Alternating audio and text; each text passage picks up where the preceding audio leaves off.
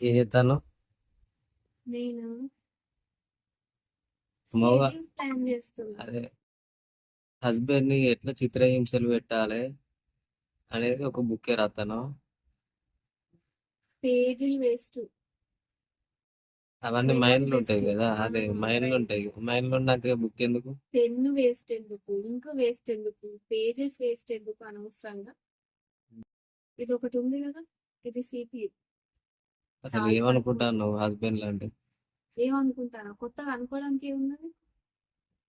Husband అంటే bend తీయాలి, అంతే కదా. అక్కడనే ఉన్నది, హజ్ బెండ్, బెండ్ తీయాలి. పెండు తీయాలి, నార తీయాలి కాదు. హస్బెండ్ అంటే ప్రత్యక్ష దైవం. పతియ ప్రత్యక్ష దైవం. ఎస్. అది ఎప్పుడు తెలుసా, పతియ ప్రత్యక్ష దైవం అంటే ఎప్పుడు. ఎప్పుడైనా. అది ఓన్లీ కొన్ని సినారియోస్ లలో మాత్రమే పతియ ప్రత్యక్ష దైవం అన్నట్టు ఉంటది. ఆ సినారియోస్ ఏంటివో తెలుసా.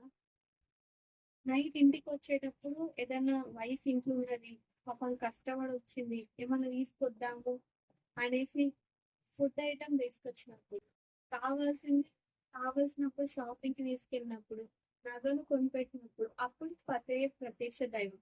అంటే మా ఆయన బంగారం, మా ఆయనకి నేనంటే ఎంత ఇష్టం. అదే నార్మల్ టైంలో బెండ్ తీయాలి అని హస్బెండ్.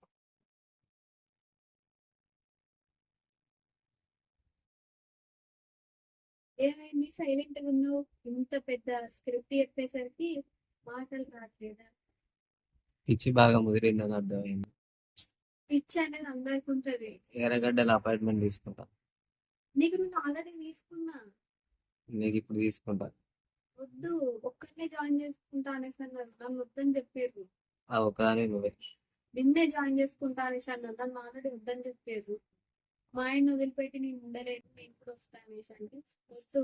ఓన్లీ ఎర్రగడ్డలు అబ్బాయిలకు మాత్రమే, ఎందుకంటే పిచ్చోళ్ళే అబ్బాయిలు అవుతుంది కాబట్టి. సరే.